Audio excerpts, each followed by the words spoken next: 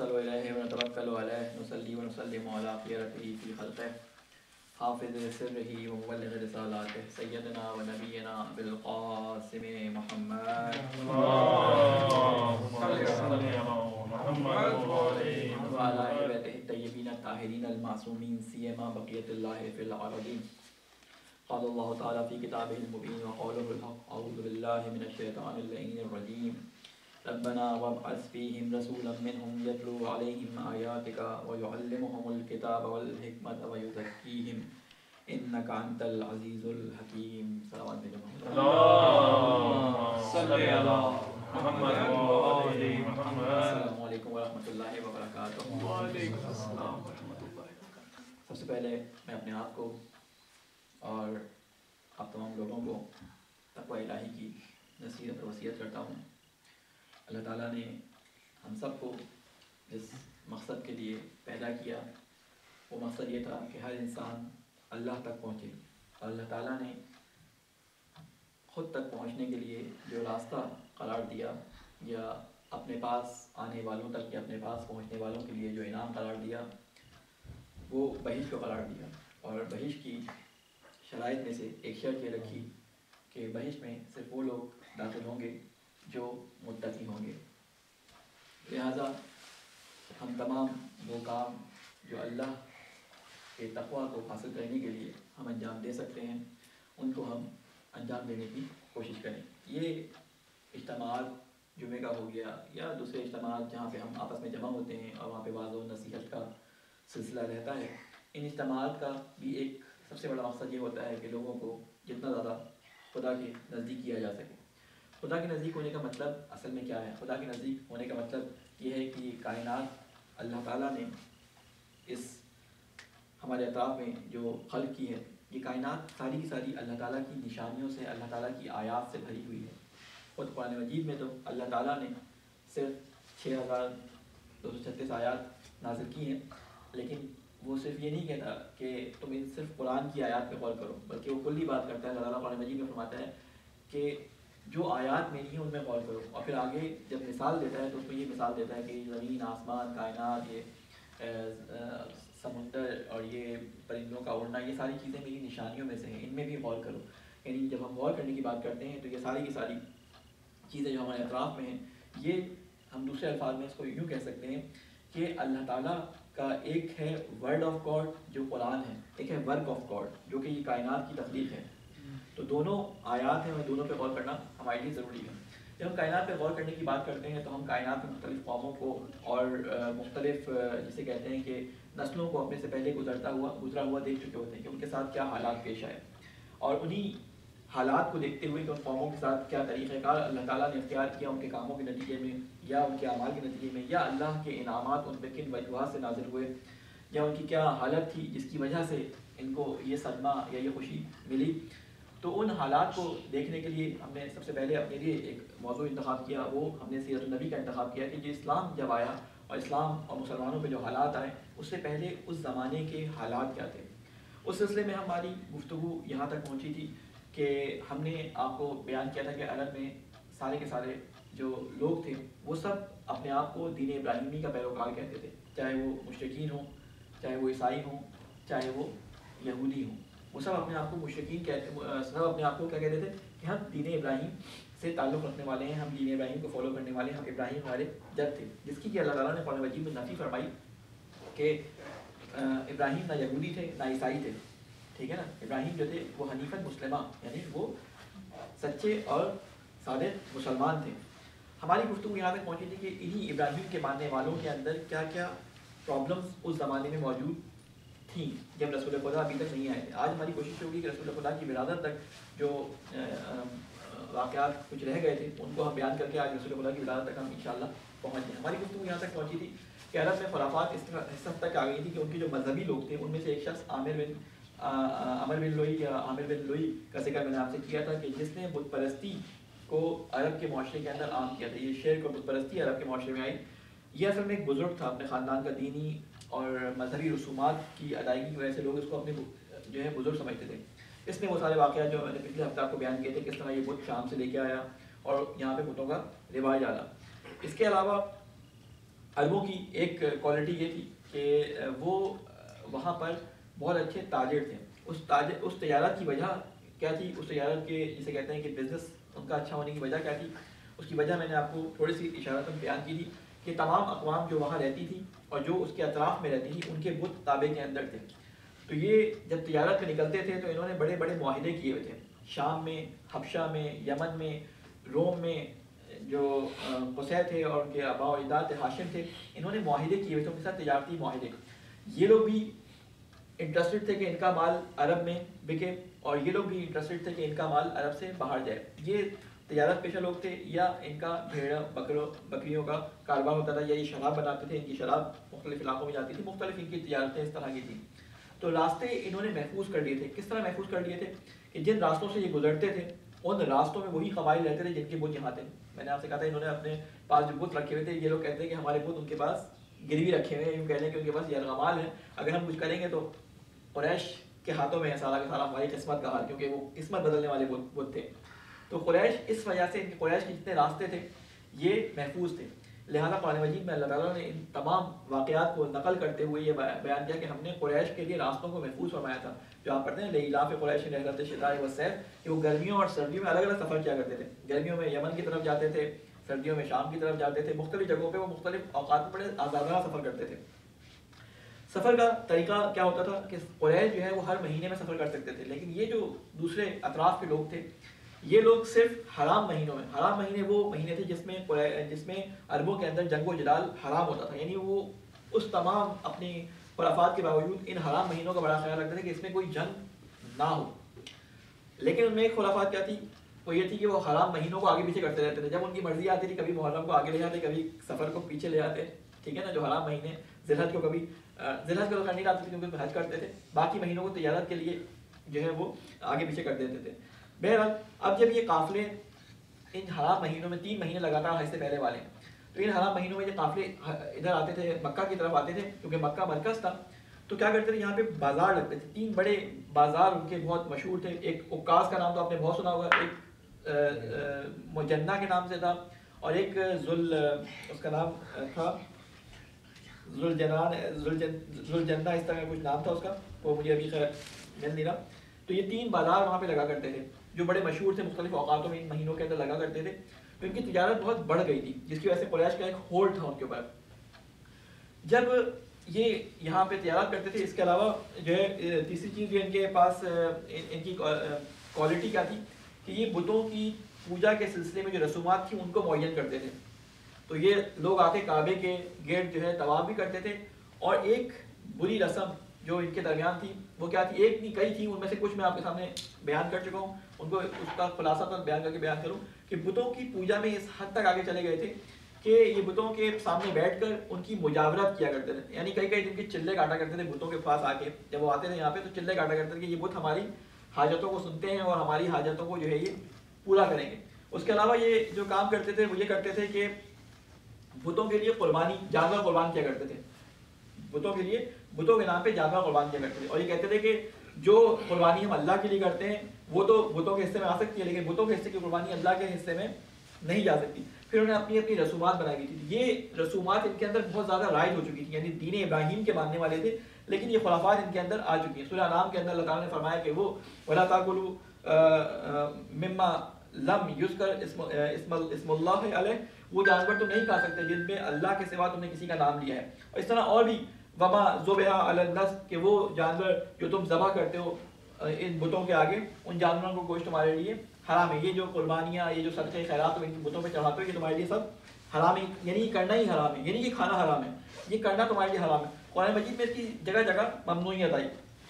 اس کے علاوہ ان کا ایک کام تھا کہ یہ کھیتی باڑی کیا کرتے تھے اور چوپایوں کو جو ہے وہ کیا کرتے تھے، مخصوص کرتے تھے. یہ چوپایا مثلا یہ جو جانور ہے، یہ جو اونٹ ہے، یہ مثلا اپنے بتوں کے لیے ہے اور اس کے لیے انہوں نے نشانیاں بنائی تھی. مثلا اگر ایک اونٹنی جو ہے وہ 10 بچے لگاتار مادہ بچے دے، ٹھیک ہے، تو اس اونٹنی کو کہتے تھے یہ آزاد ہے، یہ ہمارے بتوں کے لیے، اس کو نہ اس کا کوئی دودھ پیے گا نہ اس کو کوئی ذبح کرے گا، وہ آزاد پھرتی تھی. اسی طرح مختلف انہوں نے نام رکھے ہوئے تھے، صاحبہ، بحیرہ اور حام، اس کے علاوہ وسیلہ. یہ 4-5 انہوں نے مختلف جانوروں کے نام رکھے تھے. وسیلہ کا لفظ اصل میں بتانا مقصد اس وسیلہ کے وقت مطلب تھا، لفظ وسیلہ ان کے درمیان موجود تھا. وسیلہ کیوں کہتے تھے؟ کہ اس بکری کو وسیلہ کہتے تھے کہ جو 5 دفعہ میں لگاتار 2 مادہ بچے جو ہے وہ جنتی تھی, اور اس بکری کا دودھ جو ہے نا یہ اپنے اوپر حرام سمجھتے. کہتے ہیں یہ صرف مہمان پیئیں گے, جو زائرین آئیں گے ان کے لیے ہے یہ خالی, ٹھیک ہے, تو یہ صرف مہمان پیئیں گے اور اس کے علاوہ کوئی نہیں پیے گا. وسیلہ اس لیے کہتے تھے اس بکری کو کہ یہ بکری بچوں کو آپس میں جوڑ دیتی تھی, یعنی سارے مادہ بچے ہوتے تھے آپس میں جوڑ دیتی تھی, اس کو وسیلہ کا نام دیا جاتا تھا. وسیلہ کہتے تھے جوڑنے والی چیز کو. یہ ان کے یہاں کچھ بری رسومات, کچھ نہیں, یعنی یہ ساری کی ساری بری رسومات پائی جاتی تھیں. اس کے علاوہ کچھ اچھی رسومات بھی ان کے درمیان پائی جاتی تھی, جس کی وجہ سے اللہ تعالیٰ نے اس قوم کو منتخب کیا کہ اسلام جیسے مذہب کو, قرآن جیسی کتاب کو ان کے درمیان میں نازل کیا. وہ اچھی باتیں کیا کیا تھیں؟ ان اچھی حالات میں سب سے بڑی ان کی جو خصوصیت تھی وہ ان کی ثقافت تھی. ثقافت یعنی ان کی فراخ دلی اور ان کی جسے کہتے ہیں خرچ کرنے کی جو صفت تھی وہ ان کے اندر بہت زیادہ تھی. حتیٰ کہ ان کے مہمان آ جاتا اور ان کے پاس کچھ کھانے کو نہیں ہوتا یا پینے کو نہیں ہوتا تو وہ جانور جو یہ اپنے سواری کے لیے استعمال کرتے تھے تو اسی کو ذبح کر کے یہ مہمانوں کو دے دیا کرتے تھے. ان کے اکثر اشعار جو آپ اٹھا کے دیکھیں یہ سارے کے سارے اشعار اسی ثقافت یعنی 80% یا 70% اشعار جو ہے وہ ثقافت میں ہیں, اسی کی خوبصورتی میں. عشقیہ شاعری بھی ہے ان کے, وہ ذرا کم ہے, لیکن یہ زیادہ اشعار جو منتخب ہوئے یہ سارے کے سارے وہ ہیں جو سخی لوگوں کے بارے میں, ثقافت کے بارے میں, مختلف کاموں کے بارے میں بیان کرتے ہیں. دوسری جو چیز ان کے جو کوالٹی ان کی بڑی اچھی تھی وہ ان کے ایفائے عہد کی خصوصیت تھی. ایفائے عہد یعنی وعدے کو پورا کرنا. اگر یہ کوئی وعدہ کر لیتے تھے اس کو پورا کرنے کے لیے یہ سر دھڑ کی بازی لگا دیتے تھے, جنگیں ہو جاتی تھیں. اسی لیے آپ نے سنا ہوگا کہ معاہدے ان کے درمیان جو ہوتے تھے معاہدوں کے بڑے پابند ہوتے تھے, اور اگر کوئی معاہدے کی خلاف ورزی کرتا تھا تو اس کے لیے ساری کی ساری قوم اس کے خلاف کھڑی ہو جاتی تھی. پھر تیسری جو ان کے اندر کوالٹی, بہت ساری کوالٹی ان میں اچھی تھی, وہ اپنے عزائم کی تکمیل یعنی جو ارادہ کر لیتے تھے جس بات کا اس کی تکمیل کے لیے ساری کوششیں اپنی لگا لیتے تھے. اگر ارادہ کر لیا کہ فلاں شخص کو مارنا ہے تو 40 نسل مبالغہ علیہ کے طور پہ کہہ رہا ہوں, یعنی اگر اس کے بچے یا اس کے پوتے کو بھی یہ پہنچ جائیں اور وہ شخص زندہ نہ ہو تو اس کے پوتے سے بھی اپنے جو قتل کا بدلہ وہ لے لیتے تھے, یعنی عہد کر لیتے تھے یا کسی بھی کام کا جو وہ ارادہ کر لیتے. ایک اور چیز جو تھی وہ ان کی جسے کہتے ہیں نا آبرو مندی, یا جسے آپ کہتے ہیں کہ وہ شخص جو کسی کے سامنے ہاتھ نہ پھیلائے, اسے ہم اردو میں ایک خاص لفظ کہتے ہیں خودداری. خودداری ان کے اندر بہت زیادہ تھی. اگر کوئی ان کے یہاں فقیر ہو جاتا تھا تو وہ اپنا خیمہ لے جا کر, ایک اونٹ کی کھال سے بنا ہوا خیمہ لے جا کر وہ صحرا میں نصب کرتا تھا, اپنے گھر والوں کے ساتھ اس میں بند ہوتا تھا, چاروں طرف سے خیمے کو جو ہے وہ مٹی کے اندر اس کو اڑس لیتا تھا. اور جب سورج کی روشنی پڑتی تھی تو آہستہ آہستہ گرمی بڑھتی تھی, اس کے جسم کا ٹیمپریچر جو ہے وہ بڑھتا تھا, پسینہ نکلتا تھا, اور اسی میں یہ کچھ دنوں کے اندر وہیں اپنے خاندان سمیت مر جاتا, کسی سے مانگنا گوارا نہیں کرتے تھے, ہاتھ پھیلانا کسی کے سامنے گوارا نہیں کرتے تھے, خود مر جاتے تھے, مانگتے نہیں تھے کسی کے سامنے. تو یہ کچھ اچھی خصوصیات تھیں. ان میں سے ایک خصوصیت اور تھی, سادہ زیست تھے. سادہ زیست یعنی کوئی زیادہ آرائش اور جسے کہتے ہیں نا کہ زیادہ سامان جمع کرنے کے عادی نہیں تھے, خانہ بدوش تھے. جہاں ان کو غذا ملتی, جہاں ان کی جانور اچھے رہتے, جہاں ان کی جانوروں کے لیے غذائیں ہوتی, وہیں پہ اپنی زندگی گزارنا شروع کرتے تھے. یہی وجہ تھی کہ ان کے درمیان جو ہے وہ اللہ تعالیٰ نے ان خصوصیات کی وجہ سے اللہ تعالیٰ نے اپنے دین کو بھیجا کہ یہ صفات اگر ان کے اجاگر ہو جائے تو اسی صفات کی وجہ سے ان کی بری صفات ان کے اوپر یہ حاوی ہو جائیں گے. خیر یہ زمانہ گزر گیا, یہ سارا کا سارا زمانہ گزر گیا. حضرت حسین اور حضرت ہاشم اور حضرت عبداللہ کی ولادت کے بارے میں آپ کو بتا چکا ہوں کہ اس کے لیے کیا انہوں نے منتیں مانی تھی, کیوں مانی تھی. وہاں تک ہم پہنچ گئے.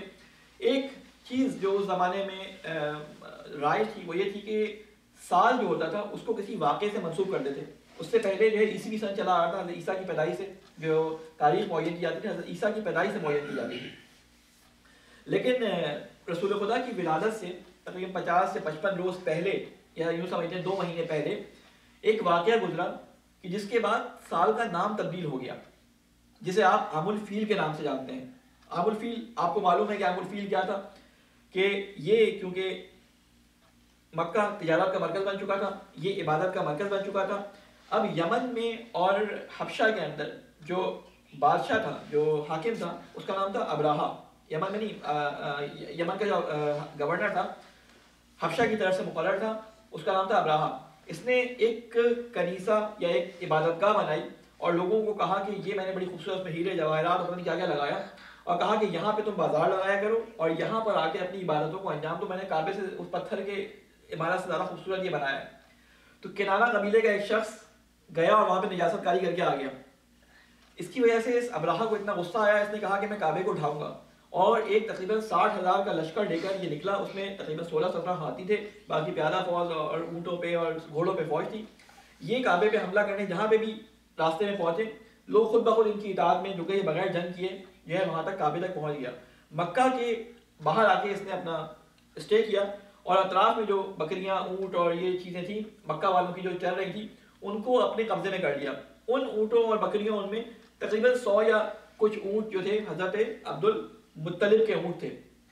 جب حضرت مطلب کو معلوم ہوا کہ اس کے اونٹ پکڑ لیے ہیں اور ابرہہ کو معلوم ہوا کہ سب سے بڑے سردار یہاں کے عبد المطلب ہیں, تو وہ انتظار میں تھا کہ عبد المطلب اب آئیں گے کیونکہ ہم حملہ کرنے آئے. عبد المطلب اب آئیں گے کہ ہم سے جس طرح سارے لوگ مطیع ہو گئے اور سب نے ہمارے سامنے ہتھیار ڈال دیا اور اپنے ہمیں راستہ دیا, تو عبد المطلب بھی جو ہے وہ کیونکہ کعبے کے وہ ہیں اور مشہور ہیں اور بڑے جسے ان کی بہادری مشہور تھی, تو یہ ہمارے سامنے آرگیو کریں گے تو ہم اس سے پھر گفتگو یا بحث کریں گے, حملہ کریں گے.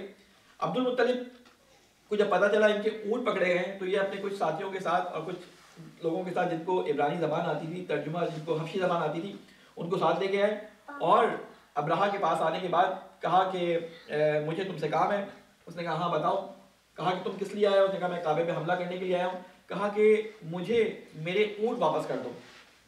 تو یہ بڑا حیران ہوا کہ عبد المطلب کی طرف دیکھ کے بولتا ہے ابرہہ کہ میں تو سمجھتا کہ تم مجھ سے کعبے کے اوپر حملہ کے بارے میں بات کرو گے کہ میں وہ نہ کروں. تم نے تو اپنی شان سے بڑی نیچے بات کی ہے. میں تو تمہارے سے بہت بڑی بات کی امید رکھ رہا تھا کہ تم مجھ سے کوئی بارگیننگ یا کوئی ڈیل کرو گے. تو نے کہا میں جس کا مالک ہوں, میں رب ہوں یا میں مالک ہوں ان اونٹوں کا, لہٰذا ان اونٹوں کو مانگنے کے لیے تم سے آ گیا.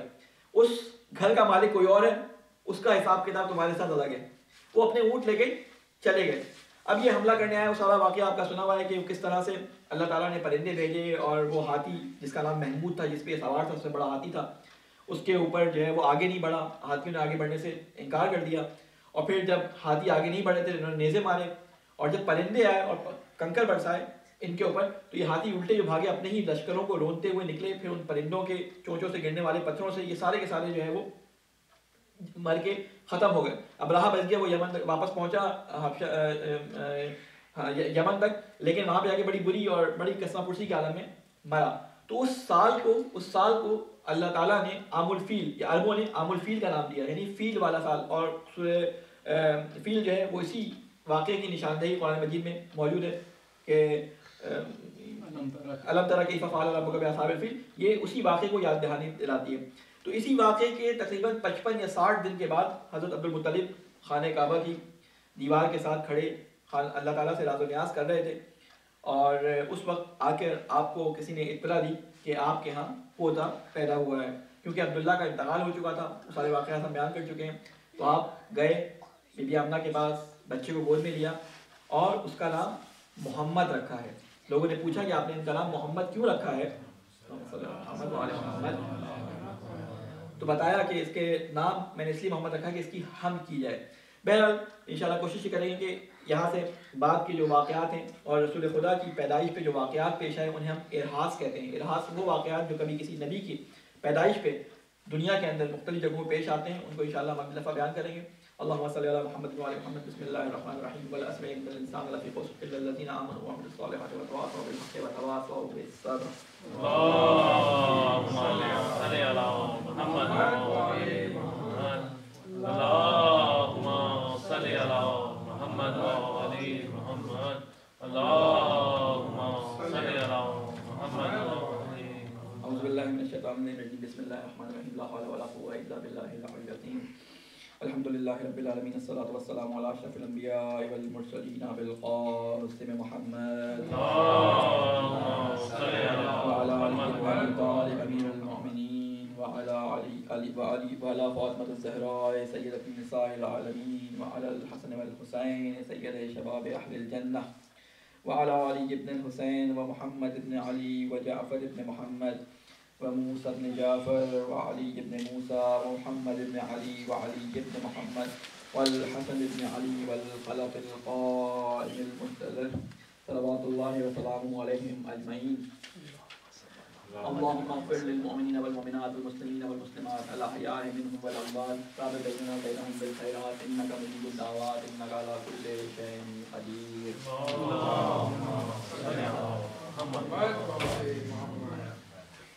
سب سے پہلے میں آپ کو مولا کائنات امیر المومنین علیہ السلام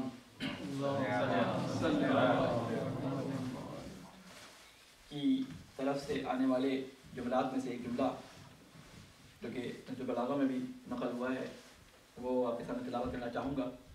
مولا امیر المومنین علیہ السلام فرماتے ہیں اوصیکم بتقوی اللہ نظم امورکم، کہ میں تمہیں وصیت کرتا ہوں تقوی الہی کی اور اپنے امور کے نظم و ضبط کی.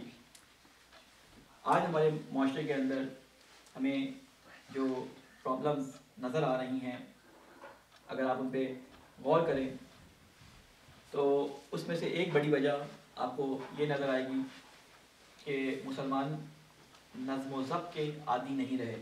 جتنی بے نظمی آپ کو اسلامی ممالک کے مسلمانوں کے درمیان نظر آئے گی، ایک علت اس کی یہی ہے کہ ایک ہماری ترقی نہ ہونے کی علت یہی ہے کہ ہمارے امور میں نظم باقی نہیں رہا. جس آیت کی میں نے آپ کے سامنے شروع میں تلاوت کی تھی، میں چاہ رہا تھا کہ اس سے متعلق اور اسی آیت کو آگے بڑھاتے ہوئے آپ کے سامنے دو باتیں بیان کروں. ٹائم بہت کم ہے، کوشش کروں گا کہ جلد از جلد اس بات کو بیان کر سکوں. آیت میں نے آپ کے سامنے بیان کی تھی سورہ بقرہ کی، اور وہ آیت یہ تھی کہ ربنا وبعث فیہم رسولا منہم، کہ ہم نے تمہارے درمیان مبعوث کیا رسول کو یتلو علیہم آیات کا، کہ جو آیتوں کو پڑھتا ہے تیری، وَيُعَلِّمُهُمُ الْكِتَابَ، اور وہ ان سب کو یعنی وہ جو لوگ اطراف میں موجود تھے ان کو تعلیم دیتا ہے کتاب کی اور حکمت کی، وَيُزَكِّيهِمْ، اور ان کو پاکیزہ کرتا ہے. إِنَّكَ أَنْتَ الْعَزِيزُ الْحَكِيمُ، بے شک تو عزیز اور حکیم ہے. اسی آیت کے ذیل میں سورہ بقرہ کے ذیل میں ان آیات کو میں بعد میں آپ کے سامنے تلاوت کروں گا. بقرہ کے ذیل میں آیت نمبر 134 آیت کے اندر اللہ تعالیٰ یہ فرماتا ہے تلک امۃ قد خلت لہا ما کسبت ولکم ما کسبتم ولا تسألون عما کانوا یعملون.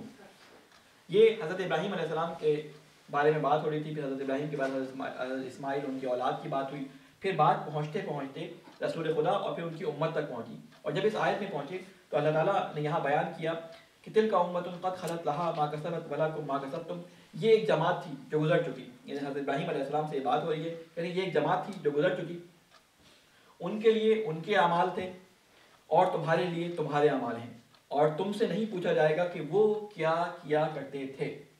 ایک بڑی جو پرابلم ہمارے درمیان تمام مسلمانوں میں، تمام عیسائیوں میں، تمام یہودیوں میں، یا جو اپنے آپ کو کلیم کرتے ہیں کہ ہم اللہ تعالیٰ کی طرف سے آئے ہوئے انبیاء کے دین پر ہیں، ان تمام لوگوں میں ایک کامن نفسیاتی بیماری موجود ہے. اور وہ بیماری کیا ہے؟ وہ بیماری یہ ہے کہ وہ اپنے آباء و اجداد پہ اتنا فخر کرتے ہیں، اپنے آباء و اجداد کے واقعات کو سنا کر اپنے ذہن میں یہ تصور کرنے لگتے ہیں کہ انہوں نے کیونکہ بہت اچھے کام کیے تھے اس کی وجہ سے ہمیں اللہ تعالیٰ کا تقرب حاصل ہو جائے گا. آپ نے پچھلے ہفتے وہ آیت میں نے آپ کو پڑھ کے سنائی تھی کہ یہ کفار بتوں کے سامنے بھی جب اپنی پوجا کرتے، پاٹ کرتے تھے، نظریں کرتے تھے، نیاز کرتے تھے اور ان کے سامنے تبرکات جو ہے چڑھاتے تھے، تو ان سے پوچھا جاتا تھا یہ کام تم کیوں کرتے ہو؟ تو اللہ تعالیٰ نے قرآن مجید میں ان کے جملے کو نقل کر دیا. یہ کہتے تھے کہ ہم صرف اللہ کا تقرب حاصل کرنے کے لیے کام کر رہے ہیں، یہ بت ہمیں اللہ کا تقرب حاصل کرا دیں گے.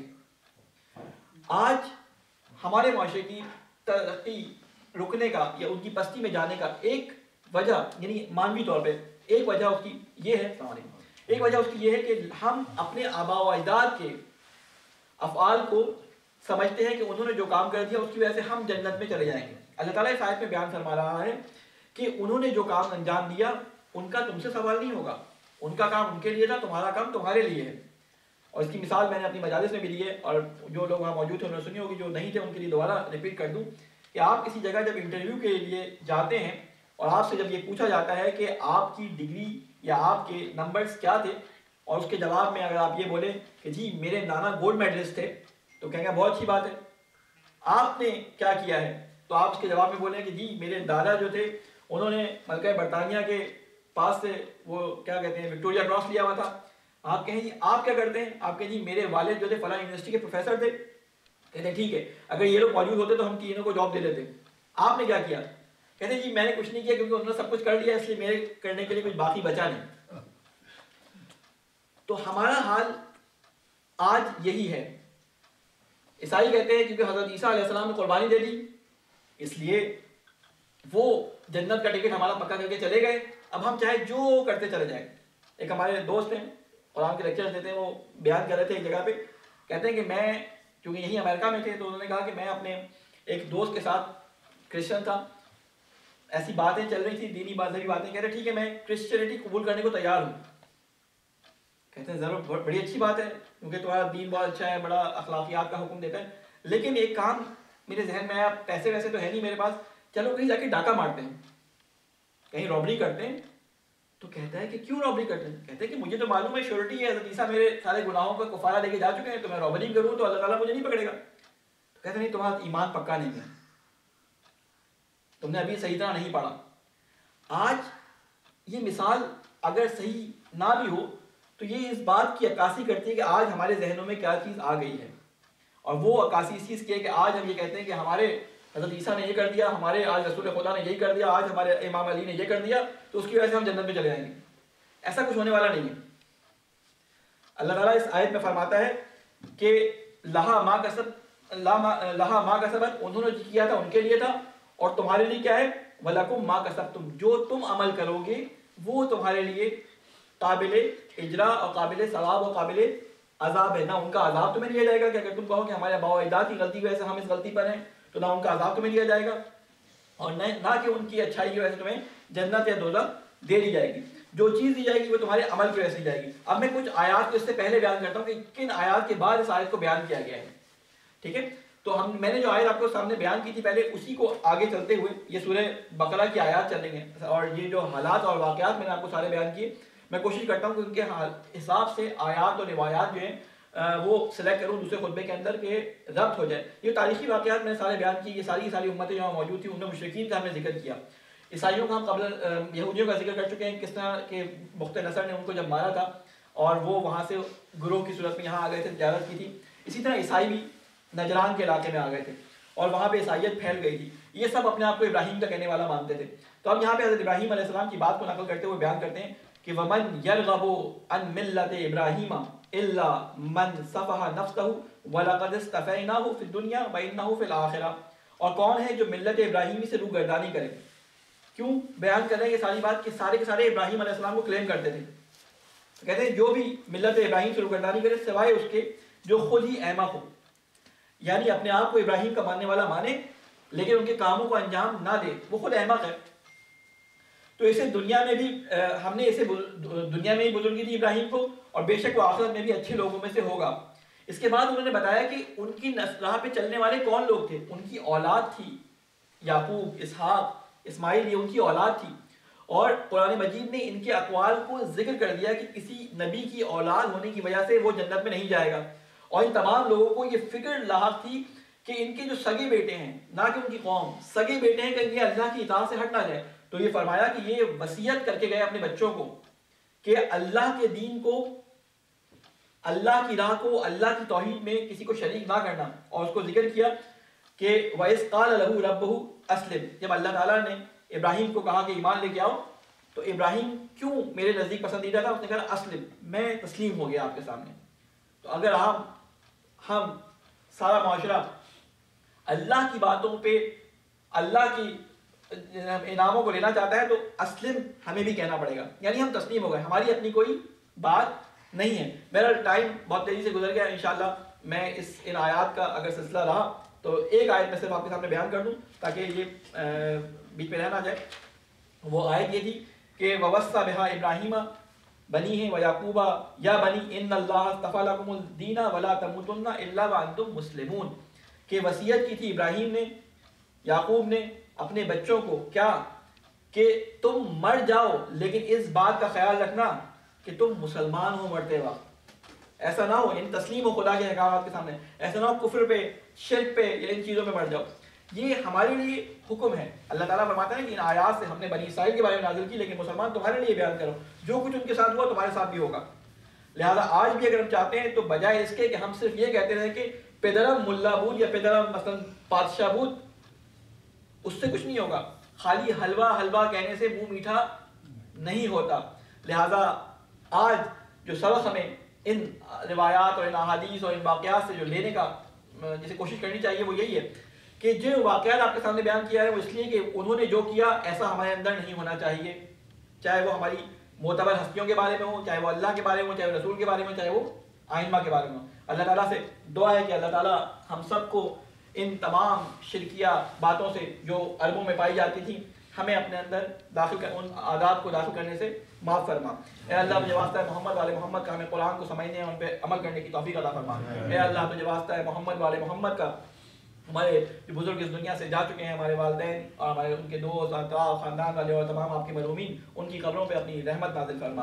اے اللہ تجھے واسطہ ہے محمد والے محمد کا علماء کرام کا سایہ ہمارے سروں پہ قائم فرما. اے اللہ ہمارے امام کی حفاظت فرما، ہمیں ان کے ناصر و اعوان میں شامل فرما. ربنا تقبل منا انک انت السمیع العلیم. بسم اللہ الرحمن الرحیم. انا اعطیناک الکوثر فصل لربک وانحر ان شانئک هو الابتر. اللهم صل على محمد.